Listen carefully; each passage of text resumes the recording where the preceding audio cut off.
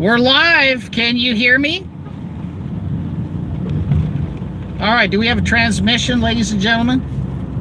All right, this is Joe Imbriano, your host, the Fullerton Informer, coming to you live from the sunny streets of Orange County, California. Today is Wednesday, February 2nd, 2022.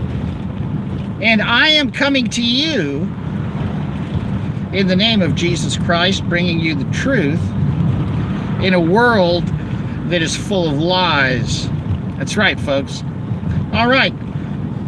Let's just get right into this, folks. My contact information, P.O. Box 4121, Fullerton, California, 92834. On the web at thefullertoninformer.com, WiFiDangers.com, VaxDangers.com, CellTowerDangers.com, and, of course, 5GDangers.com. You better familiarize yourself with that site because it is really coming of age now more than ever. I'm here because I want to rub it in, folks. And I'm going to rub it in because you need to understand what I'm rubbing in. You see, folks, I'm in Southern California on the 33rd parallel, Orange County, California. And it's in the 70s right now. The sun is out. The top is down. I'm in shorts, folks. How about you? Is it 10 degrees where you're at? Is it? Is it freezing cold where you're at because they have turned the climate machine on to manipulate and modify the weather?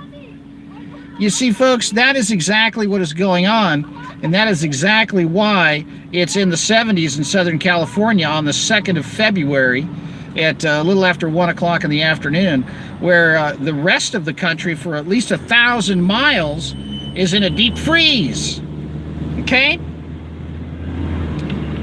Now, I'm not telling you this is the safest place in the world, because it might not be, because they have earthquake machines, folks.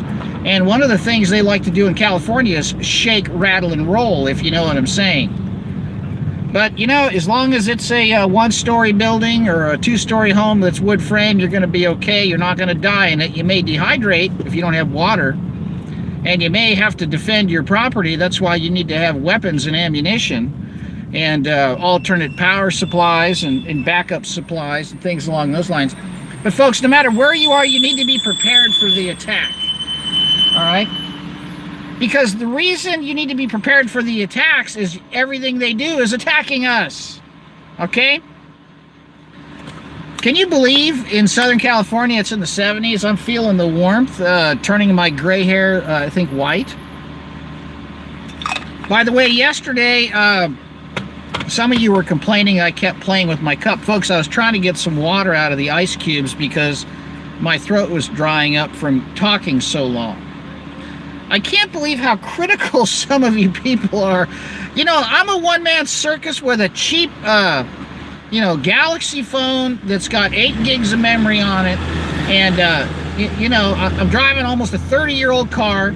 And every time I put the top down, the plastic window in the back puts another crack in it. So I got to put more shoe goo on the thing. I mean, stop being so critical and just do me a favor and just digest the information and pass it around. Because this is not a Hollywood production, folks. I don't work for those people, okay? I'm not part of the system. I'm not invited to the happy parties for all the controlled opposition agents. You won't see my face in a Brady Bunch Zoom meeting live stream with all these circus clowns that are hiding the truth from you, okay? You're not going to find that here. So back to what I was saying yesterday, folks. I'm going to hit this point again. The way the weather operates in the continental United States is it's pretty simple. In the winter months, because of the air currents in this closed system near the North Pole, Mount Nebo, the magnetic north, you know, the big area up north, right, where the sun never sets in the summer. And, you know, Polaris is hanging out directly on top of it. Folks, in the Gulf of Alaska, we get these storms, okay? And all of the weather, by and large, for the most part, in the winter, is birthed in the Gulf of Alaska. And you get these storms that circulate like this, okay? There's a little clock, you have this counterclockwise rotation over a low pressure area. And what happens is it fans out and it goes down maybe 1,000 miles in some cases, all the way from the Gulf of Alaska all the way to Southern California. It's called a cold front, folks, okay? And so what happens when we have one of these systems develop, and by the way, it almost looks like a conveyor belt up there in the winter months because they're one after the other, folks. One after the other. They're lined up, ready to make landfall over the western United States. And by and large, they dump a ton of rain up in Oregon and Washington and Northern California. They dump snow in the mountains, the Sierra Nevadas of Northern California, and they bring rain to Southern California, and they bring rain to northern Mexico. And these storms make landfall over California and the desert Southwest, and they dump a lot of the moisture, if not most of the moisture, into our coastal plain and foothills and mountain snow. And as the snow spends, as the weather system spend a day or two over this area, dropping what God designed it to do, life-giving moisture and snow, it then moves eastward. And it moves towards the Continental Divide and crosses the Rockies and moves through the desert Southwest and then moves into Texas. And then it hooks up with the Gulf Stream, right? The warm air from the Gulf of Mexico, and that feeds another injection of moisture. Excuse the bouncing, folks. I'm still in Fullerton. The roads are falling apart, and the city's run by criminals inhabited by morons who keep electing the criminals. By the way, did I tell you I tried getting elected, but, you know, the elections are rigged, folks. It's funny to watch the votes stop increasing at a certain point, you know.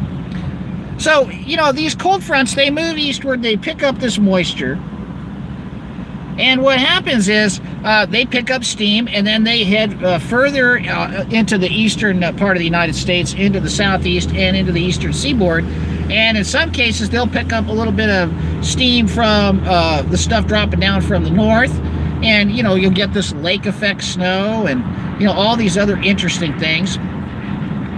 And that is a natural process that delivers pretty predictable weather and, you know, rather mild but yet cold weather to the eastern seaboard in that area of the United States. And in the south, they'll get their rains. And that's it.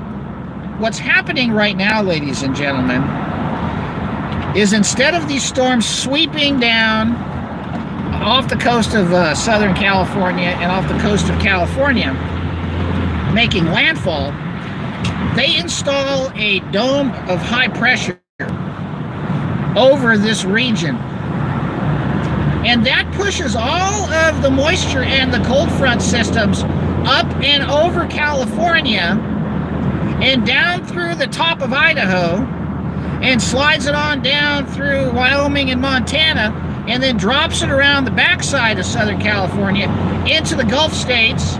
And that hooks up with the moisture from the Gulf, and it's got twice the energy, twice the cold, and 5 times the moisture because it didn't unload over here. And then it's carried northeasterly into the New England area and the Carolinas in that belt there, and then you get this 1,000-mile reign of weather terror, okay? And that's what's happening right now, folks. All because they sprayed the crap out of the skies for, you know, probably, you know, the entire month of January in Southern California, we didn't get one single drop of rain. Every time there was a cold front and a system posed to make landfall over the western coast of the United States, the massive aerosol operations went into effect, and they instituted a massive ridge of high pressure, broke up the storms with the ground-based transmitters, scalar weapons, and microwave installations, blasting these storms apart and moving the jet stream up and over the state of California, down through the northern part of Idaho, sliding it on down through Nevada. And that's why we have this crazy weather that we have taking place in the United States. And it has nothing to do with climate change, folks, that is caused by carbon emissions. It has everything to do with climate change caused by weather modification. Do you understand me, folks? Climate change is not caused by carbon emissions.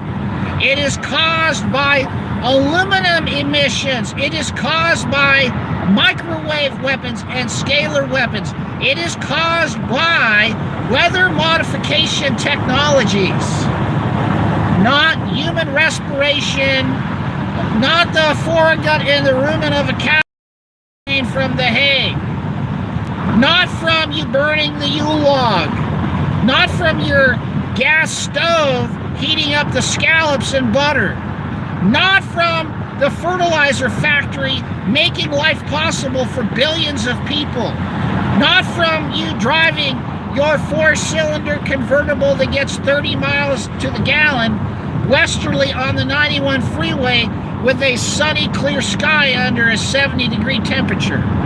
That is not what causes the climate change, folks. It is caused by their advanced technologies that are designed to create an effect on the weather as you are fed the lies from the government, from the media, from the educational system, from the movies, from the music, from the newspapers, from the magazines, from the publishing houses, and even from the filthy, degenerate, criminal, worthless churches that bolster and support all of the propaganda by remaining silent on the agendas.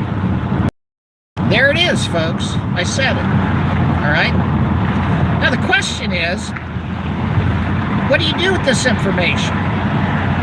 Well, you train up a child in the way he or she should go, and when they are older, they shall not depart from it. Oh, they may kind of give you a little guff when you're trying to talk to them. They may give you a little bit of arguments when you're trying to talk some sense into them, because everything you tell your children is completely in contradiction to what they've been taught in school. All right? But that's not your problem. Your problem is getting the truth out to everybody you know, and especially passing on the truth and wisdom to your children. That is your job as Christians and as fellow humans in this race against the clock for our survival. Okay? Now, you need to start understanding that everything that is being fed to us is weaponized. Okay? I'm going to lower my voice now because I don't need to compete with the sound of the tires rolling down the freeway, right? Can you guys hear me okay? All right, just want to make sure here. Head south on Highway 39, folks. Beach Boulevard, Buena Park, California. We've got relative humidity about 30%, barometric pressure is 30.10 inches of mercury. Wind is out of the northeast at 12 miles an hour, gusting to 25. Under sunny, clear skies, 72 degrees.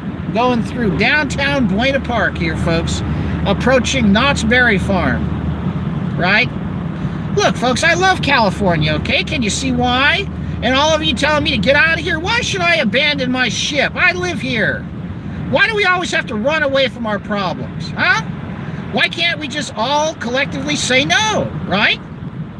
You don't see me walking into a place wearing a mask. Come on. All you got to do is say no. All right. So now we've got to kind of break down what they're doing. And this is the third time I'm going to go over this, because you need to understand, okay? Everything that is being done right now is a war being waged on a particular aspect of our existence and a particular sociological component of our landscape, all right?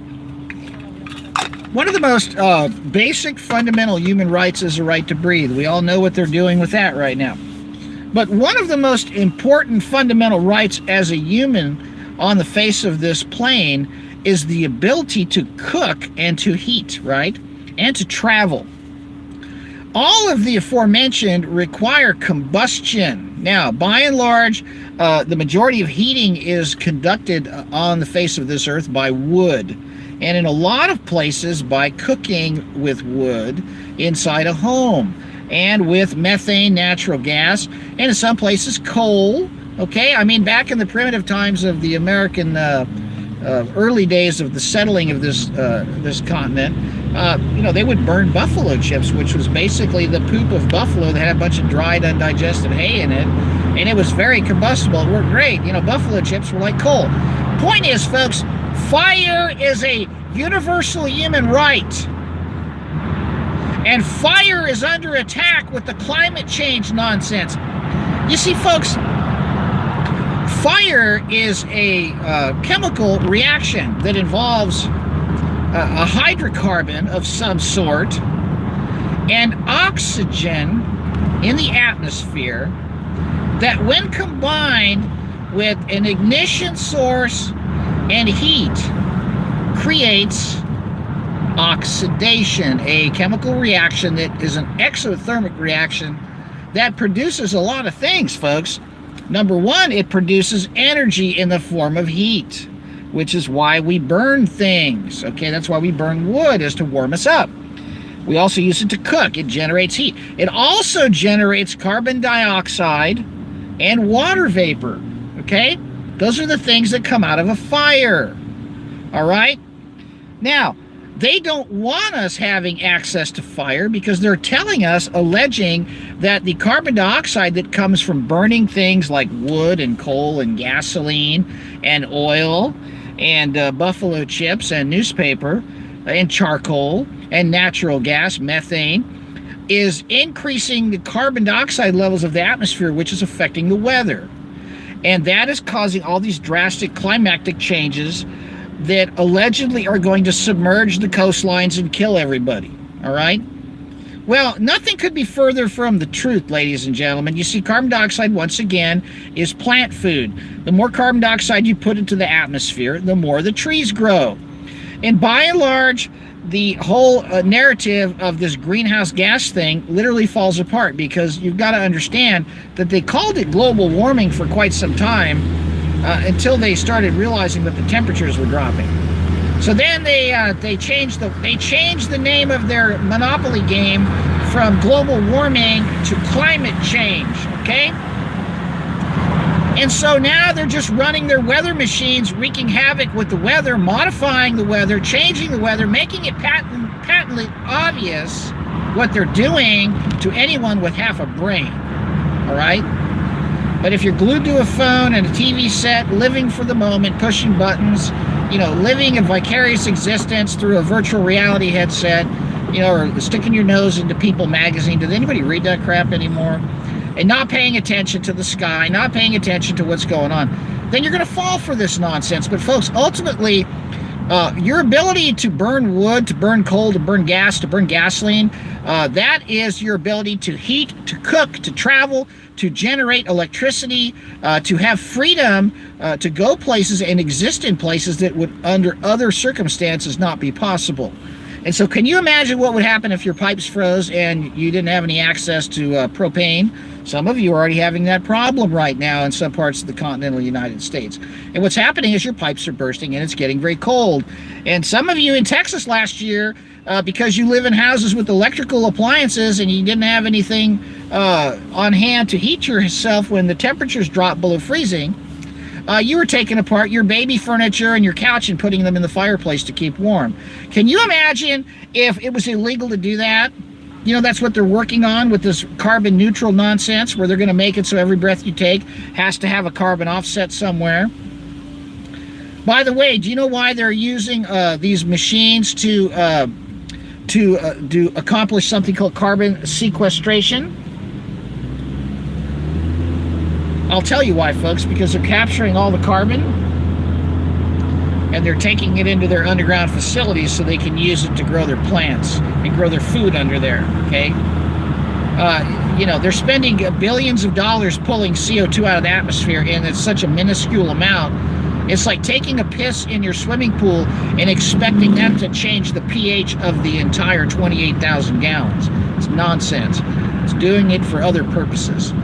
Folks, there's a war on fire. They don't want you to burn wood. They don't want you to have a wood stove. They don't want you to have a gas furnace. They don't want you to have a gas stove. They don't want you to have a gasoline engine. They don't want you to have a gasoline generator.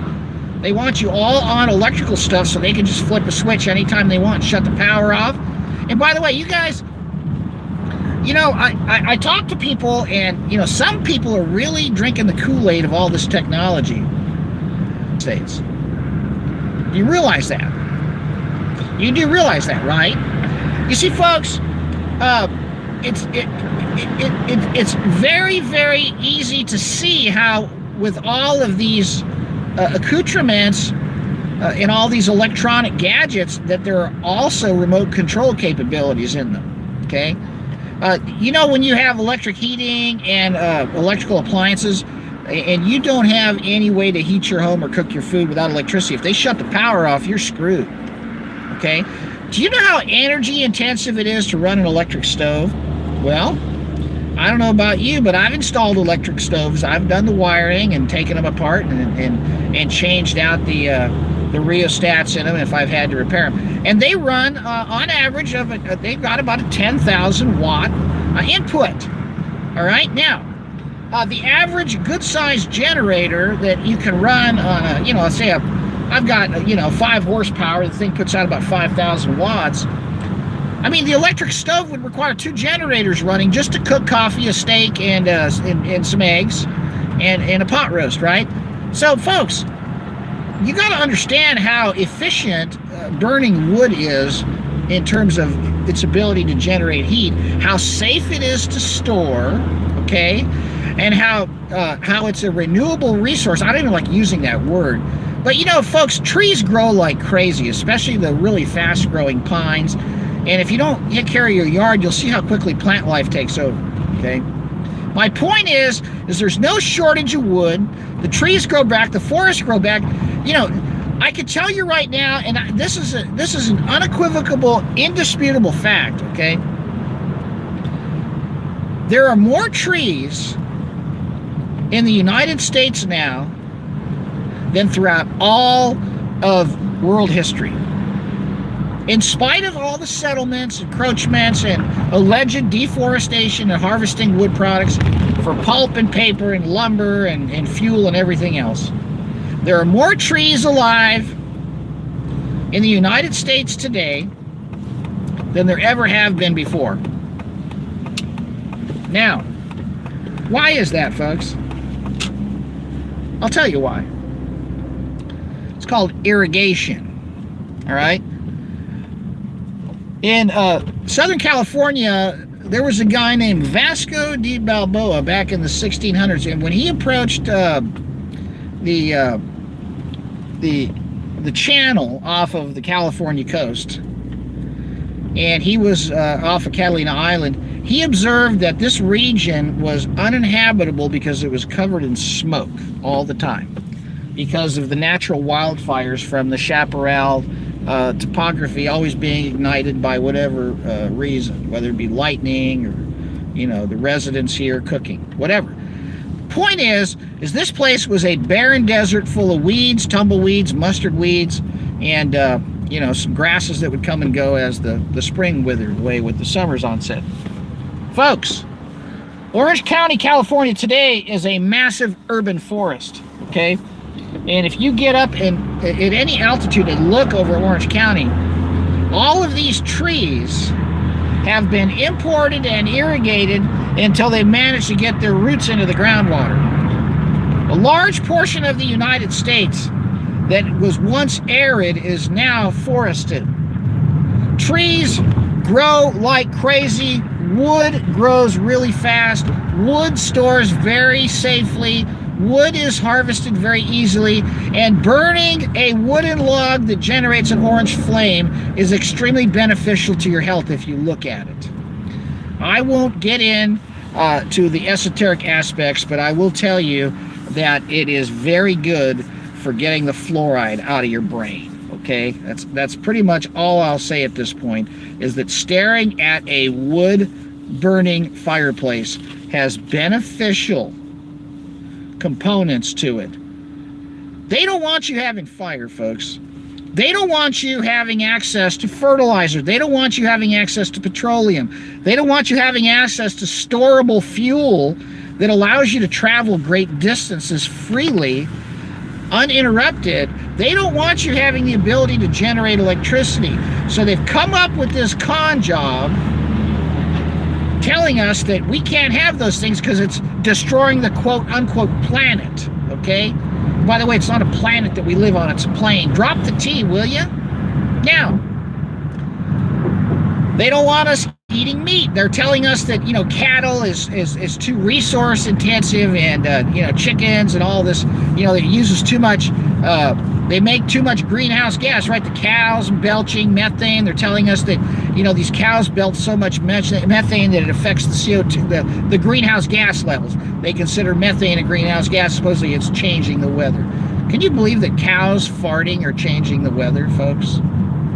You know, it's funny, back in the 80s, when I was in college at UCI, I was a chemistry major, and I had a lot of classes in the physical science building, and my lab was in the physical science building, and the lab next door to my lab was the laboratory of